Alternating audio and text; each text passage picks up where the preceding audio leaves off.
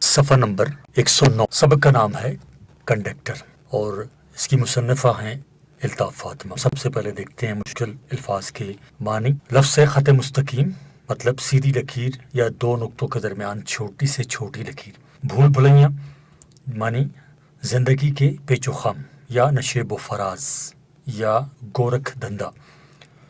کھوج یعنی دریافت، تلاش یا ڈھونڈ۔ حماقت یعنی بے وقوفی، نادانی، بے عقلی۔ خبیث معنی شریر، ناپاک یا گندا۔ ڈوڈ بھی ٹھالی یعنی گود بھی خالی۔ ڈوڈ بھی خالی یعنی گود بھی خالی۔ تتلاہٹ میں جس آدمی کی زبان میں تتلاہٹ ہوتی ہے تو وہ گود کو ڈوڈ بولتا ہے۔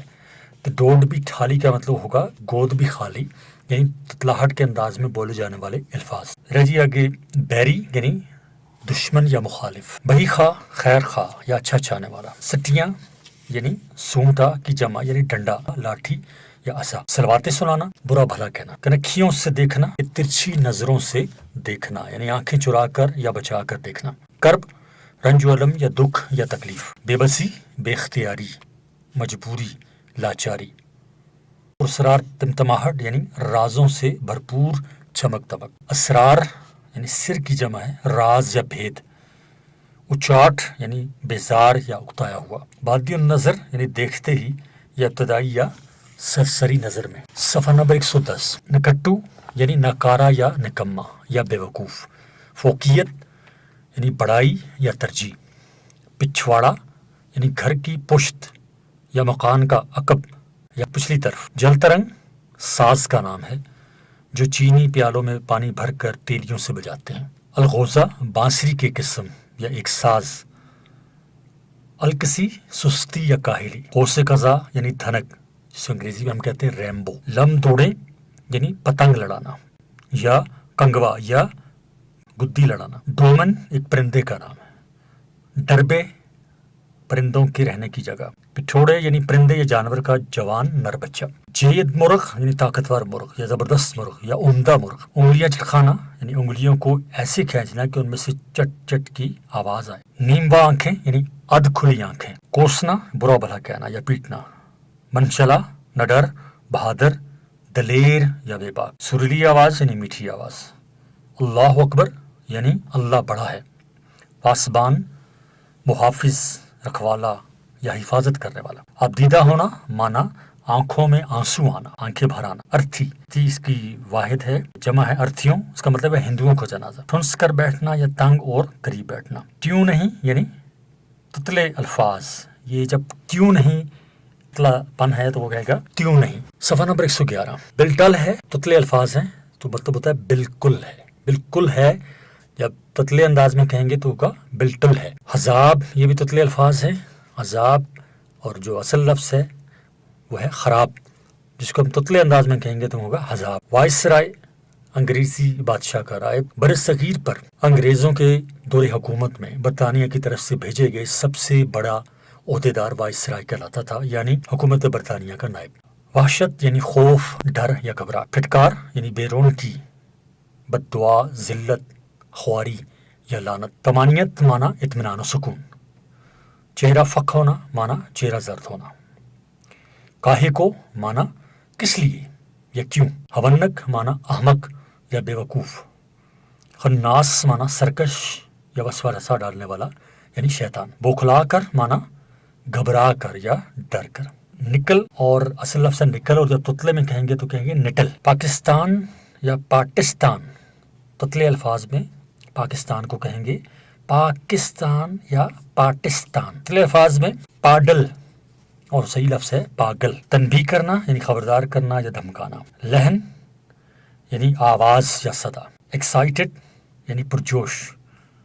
بجز یعنی علاوہ، سوائے یا بغیر۔ لیٹ ہے مانا تتلے الفاظ ہیں، لیٹ ہے اور جو لفظ ہے وہ اصل ہے لے کے، اور جب تتلے الفاظ میں بولیں گے تو کیا ہوگا لیٹے۔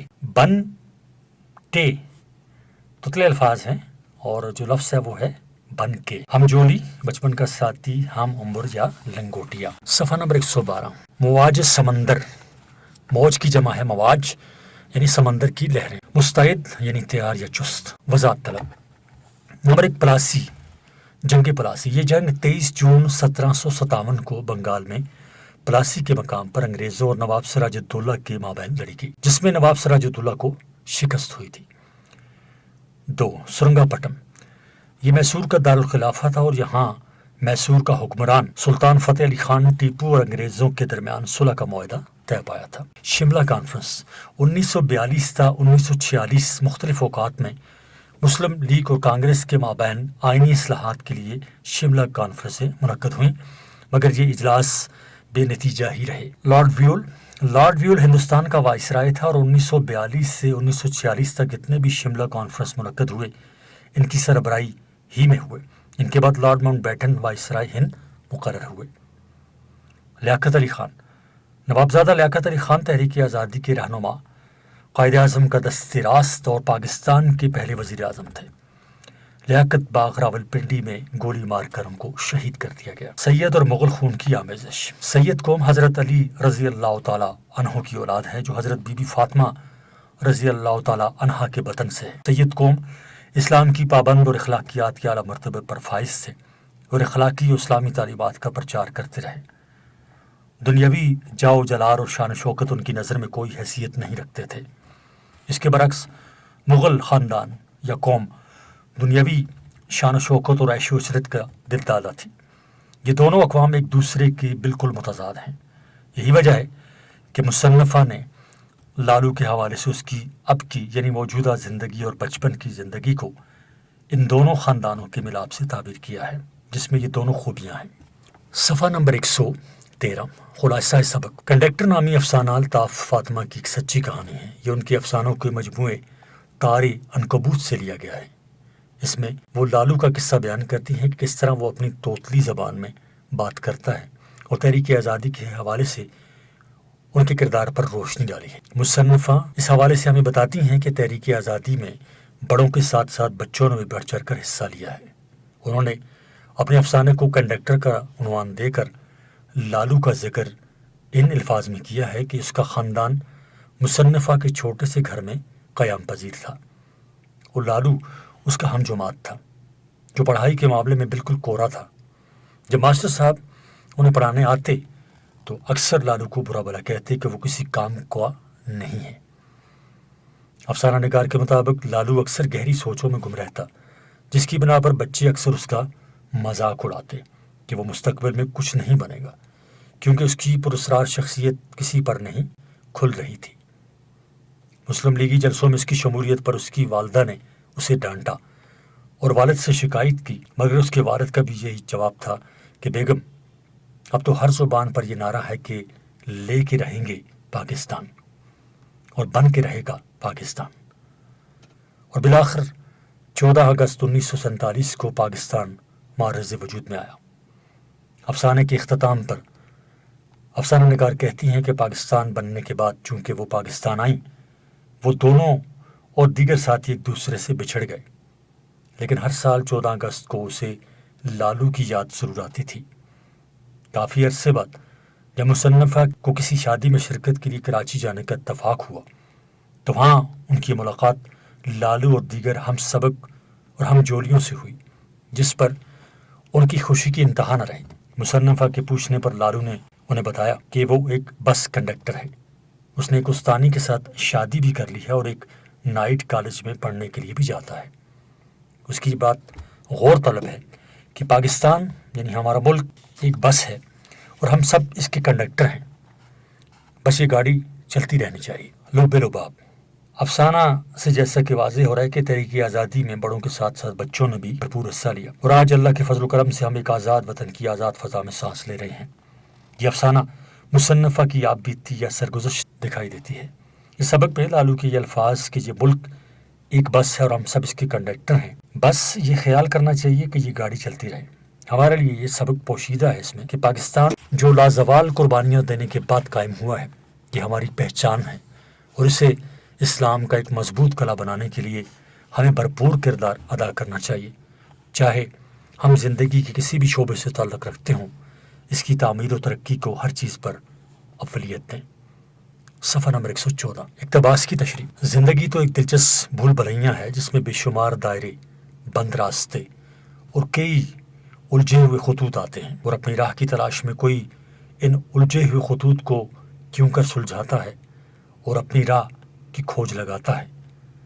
یہ ہر شخص کا اپنا مسئلہ ہے۔ حوالہ متن، سبق کا نام کنڈکٹر، مصنفہ کا نام الطاف فاطمہ۔ سیاق و سباق: کنڈکٹر کے عنوان سے لکھے گئے افسانے میں الطاف فاطمہ نے لالو کو مرکزی کردار کے طور پر پیش کرتے ہوئے تحریک آزادی میں بچوں کی جدوجہد بیان کی ہے۔ افسانہ نگار کہتی ہیں کہ تقسیم ہند سے پہلے لالو ان کے ایک چھوٹے سے مکان میں رہتا تھا جو پڑھائی لکھائی میں بہت کمزور تھا، جس کی وجہ سے والدین اور ماسٹر صاحب اسے اکثر ڈانٹتے تھے۔ تاہم لالو کی شخصیت بہت پراسرار تھی۔ وہ توتلی زبان میں بات کرتا اور چپکے مسلم لیگ کے جلسوں میں شریک ہوتا رہا۔ کچھ عرصے کے بعد اس کا یہ راز فاش ہونے پر گھر میں اس کی خوب خبر لی گئی، مگر وہ باز نہ آیا۔ بالآخر اللہ تعالیٰ کی مہربانی سے پاکستان بن گیا تو وہ لاہور آ کر آباد ہو گئے۔ اس طرح ہر سال 14 اگست کو لالو کی یاد آتی تھی، کیونکہ ہجرت کرنے کے بعد انہیں ایک دوسرے کی خبر نہ رہی تھی۔ افسانے کے اختتام پر افسانہ نگار کہتی ہیں کہ کافی عرصہ گزرنے کے بعد جب انہیں رشتہ داروں کی شادی میں کراچی جانے کا اتفاق ہوا تو وہاں لالو دیگر ہم سبق اور ہم جولیوں سے ملاقات ہوئی اور اس کی خوشی کی انتہا نہ رہی۔ مصنفہ کے پوچھنے پر لالو نے بتایا کہ وہ ایک بس میں کنڈکٹر ہے اور اس نے شادی بھی کر لی ہے، جبکہ ایک نائٹ کالج میں پڑھنے بھی جاتا ہے۔ یوں ایک اچھے موڑ پہ افسانے کا اختتام ہوتا ہے۔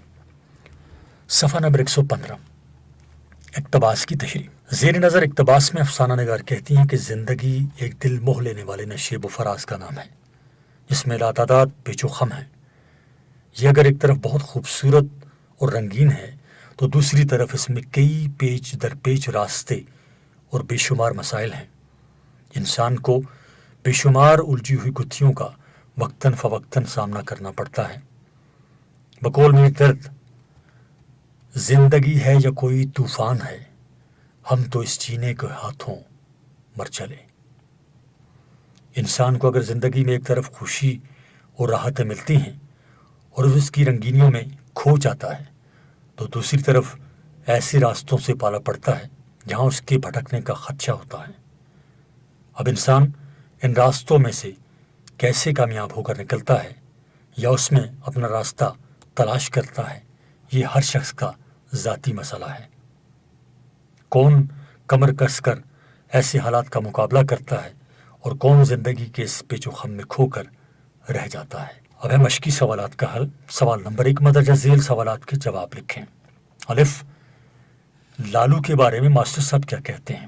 جواب: ماسٹر صاحب لالو کو اکثر برا بھلا کہتے تھے اور اسے کہتے تم پڑھنے لکھنے کے قابل نہیں ہو، تم یا تو گھاس کاٹو گے، بہن بھائیوں کی نوکری کرو گے، یا پھر کہیں بیرے بن جاؤ گے، یعنی ویٹر ہوٹل میں۔ بے، لالو گھر سے غائب ہو کر کہاں جاتا تھا؟ جواب: لالو گھر سے غائب ہو کر اکثر مسلم لیگ کے جلسوں میں جاتا تھا۔ جیم، ماسٹر صاحب لالو اور اس کے بھائی کو کہاں سے پکڑ کر لائے تھے؟ جواب: ماسٹر صاحب لالو اور اس کے بھائی کو لیاقت علی خان کے جلسے سے پکڑ کر لائے تھے۔ دال، قیام پاکستان کے بعد لالو نے اپنی زندگی کیسے گزاری؟ جواب: قیام پاکستان کے بعد لالو بطور بس کنڈکٹر اس نے زندگی کا آغاز کیا اور اس کے بعد ایک استانی سے شادی کر کے تعلیم کا سلسلہ دوبارہ جوڑا۔ ترقی کرتے ہوئے ایک اچھا بزنس مین بن گیا اور اپنے لیے ایک بڑا بنگلہ بھی خرید لیا۔ ہے، لالو کی سرگرمیوں پر لالو کے والد نے کن خیالات کا اظہار کیا؟ جواب اس کا یہ ہے کہ جب لالو کی ماں نے اس کے والد سے لالو کی شکایت کی تو وہ بولا، بیگم یہ تو وقت کی آواز ہے، تم بھلا کس طرح اور کس کس کو روکو گی؟ ہم تو بوجہ ملازمت اپنے آپ کو روکے ہوئے ہیں، ورنہ ہم بھی اس تحریک میں ضرور شامل ہوتے۔ صفحہ نمبر 116۔ واو، لارڈ ماؤنٹ بیٹن کون تھے؟ جواب: لارڈ ماؤنٹ بیٹن متحدہ ہندوستان کے آخری وائسرائے تھے۔ سوال نمبر 2، خالی جگہ پر کریں۔ الف، اب تو اس نے کراچی میں ڈیش جما لی۔ جواب اس کا یہ ہے، اب تو اس نے کراچی میں بزنس جما لی۔ بے، لالو کے خد و خال پر ڈیش کی گہری چھاپ نمایاں تھی۔ لالو کے خد و خال پر حماقت کی گہری چھاپ نمایاں تھی۔ ہم لوگ اپنی ڈیش جتانے کے لیے لالو کا مذاق اڑاتے، ہم لوگ اپنی برتری جتانے کے لیے لالو کا مذاق اڑاتے۔ ان نعروں اور جلوسوں میں عجیب سی ڈیش تھی، ان نعروں اور جلوسوں میں عجیب سی کشش تھی. اب وہ دیوانہ وار ڈیش کے دفتر جاتا. اب وہ دیوانہ وار مسلم لیگ کے دفتر جاتا. سوال نمبر 3 درجہ ذیل جملوں کی وضاحت کریں. نمبر 1 اب ہم پلاسی اور سرنگا پٹم کے میدانوں میں اپنی شکست کے اسباب ڈھونڈ رہے تھے.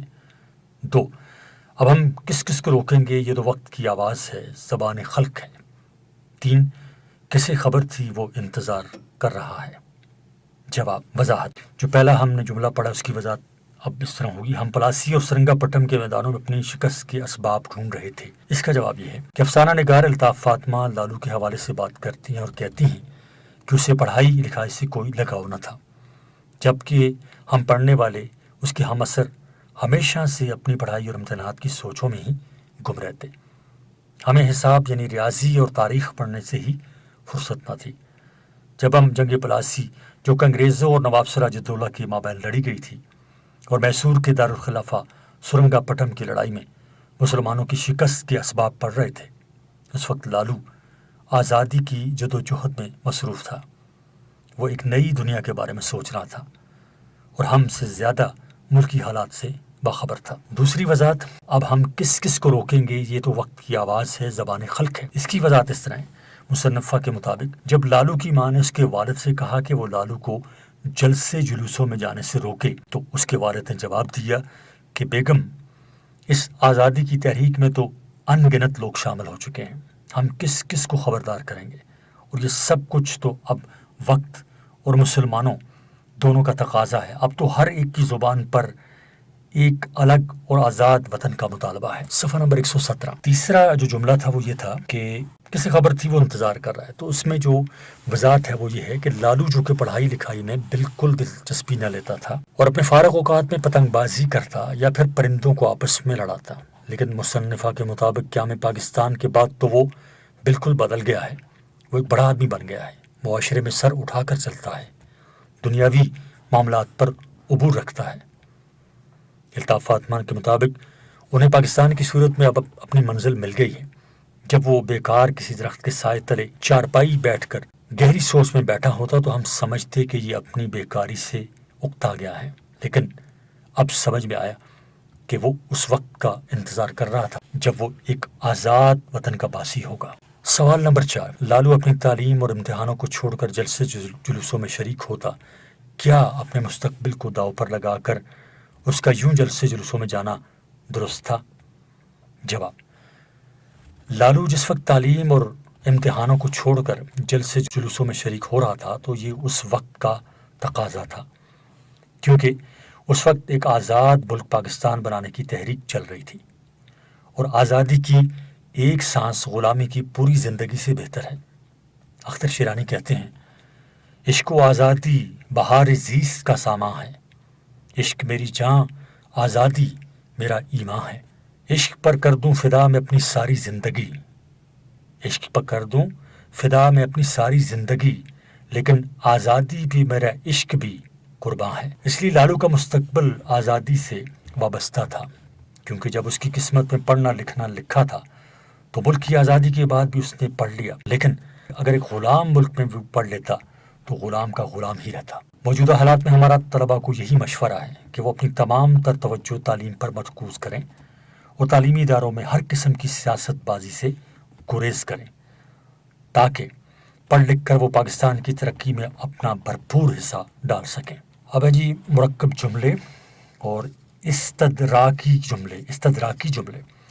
یہ وہ مرکب جملے ہیں جن میں حروف استدراک استعمال ہوتے ہیں اور دو جملوں کا آپس میں تقابلہ یعنی مقابلہ کیا جاتا ہے. صفحہ نمبر 118. ایسے جملوں میں بلکہ، اور، پر، مگر، لیکن، البتہ اور سو وغیرہ کے حروف استدراک استعمال ہوتے ہیں. ایسے جملے 3 قسم کے ہوتے ہیں. نمبر 1، دوسرا جملہ پہلے جملے کی مخالفت کرتا ہو، جیسے نصیحت کرنا آسان ہے مگر اس پر عمل کرنا مشکل.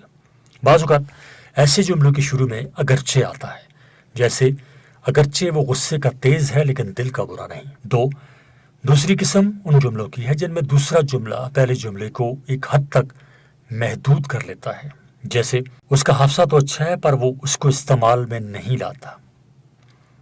تیسری قسم میں وہ جملے شامل ہیں جن میں دوسرا جملہ پہلے جملے کی توسیع یا تصدیق کرتا ہے، جیسے وہ ہوشیار ہی نہیں بلکہ چالاک بھی ہے۔ سببی جملے، جیسے کہ نام سے ظاہر ہے کہ یہ ایسے مرکب جملے ہیں جن میں دوسرے جملے سے پہلے جملے کا سبب یا وجہ ظاہر ہو۔ ان میں دوسرے جملے سے پہلے اس لیے، اس واسطے، کیونکہ، پس اور لہٰذا کے الفاظ استعمال ہوتے ہیں، جیسے اس نے محنت کی اس لیے امتحان میں پاس ہو گیا۔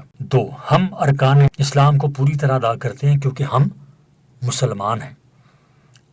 بعض اوقات ان جملوں میں پہلے چونکہ کا لفظ استعمال ہوتا ہے، جیسے چونکہ وقت کم تھا لہٰذا کام مکمل نہ ہو سکا، یا چونکہ اسے کراچی جانا تھا اس واسطے یہیں رک گیا۔ سوال نمبر 5، استدراکی اور سببی جملوں کی تمام اقسام کی 2 مثالیں لکھیں۔ جواب: استدراکی جملے۔ نمبر 1، باتیں بنانا آسان ہے مگر کام کرنا مشکل۔ 2، اتنا دولت مند شخص اور اتنا کنجوس۔ 3، میں اپنی طرف سے پوری کوشش کروں گا پر کامیابی تو اللہ کے ہاتھ میں ہے۔